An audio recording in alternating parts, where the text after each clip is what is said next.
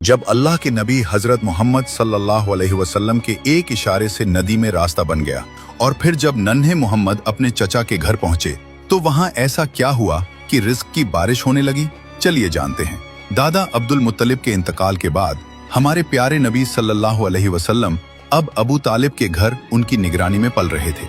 लेकिन जिस दिन से मोहम्मद सल्लल्लाहु अलैहि वसल्लम हजरत अबू तालिब के घर आए उसी दिन से ही उनके घर के हालात बिल्कुल बदल गए। उनके घर के चारों तरफ हवा में एक अजीब सी खुशबू महसूस होती। हमेशा उनके घर जो खाने में कमी रहती थी, नन्हे मोहम्मद सल्लल्लाहु अलैहि वसल्लम के साथ बैठकर खाने से उसमें बेशुमार बरकतें उतर आईं। अबू तालिब का घर जो बहुत ही तंगहाली में था, अब उनके घर में रिज्क की बारिश होने लगी। उनकी जमीन जो सूखी और बंजर थी, अब वो हरियाली से भर गई। अक्सर ऐसा होता कि दूध की मश्क आधी भरी होती, लेकिन जब नन्हे मोहम्मद सल्लल्लाहु अलैहि वसल्लम उसका सिर्फ एक घूंट पीते तो दूध की मश्क पूरी भर जाती और घर के सारे लोग पेट भरकर दूध पीते, फिर भी दूध पूरी तरह भरा रहता। बीवी पूछती, ये कैसा करिश्मा है, ये कैसा जादू है? हजरत अबू तालिब बोले, ये कोई करिश्मा नहीं, ये मेरे भतीजे मोहम्मद की बरकत है। अबू तालिब जब बच्चों को मोहम्मद सल्लल्लाहु अलैहि वसल्लम के साथ खेलते देखते तो उनके दिल में एक अजीब सा सुकून का एहसास होता। वो अपने दिल ही दिल में कहते, ये बच्चा अजीब है, अल्लाह ताला इस बच्चे को किसी बड़े काम के लिए तैयार कर रहा है। वैसे तो दादा हजरत अब्दुल मुत्तलिब का साया उठ चुका था, लेकिन उनके इंतकाल से पहले की वसीयत पूरी हुई। अबू तालिब ने उस वक्त से हुजूर सल्लल्लाहु अलैहि वसल्लम को अपने बेटे की तरह पाला और उनके लिए अपना सब कुछ कुर्बान करने को तैयार थे।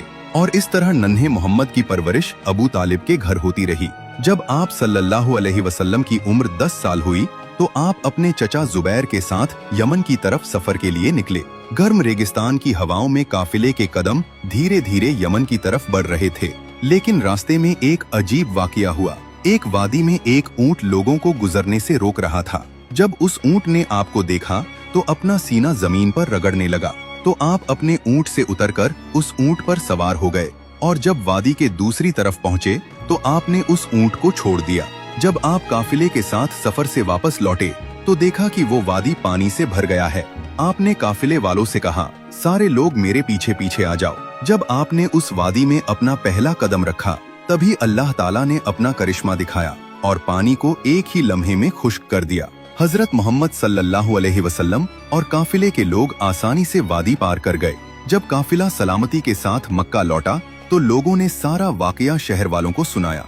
तो लोगों ने कहा, इस बच्चे की शान बहुत निराली है। सुभान अल्लाह, अल्लाह ने अपने महबूब सल्लल्लाहु अलैहि वसल्लम की शान के निशान बचपन से ही जाहिर फरमा दिए। दोस्तों, अगर आप भी नबी पाक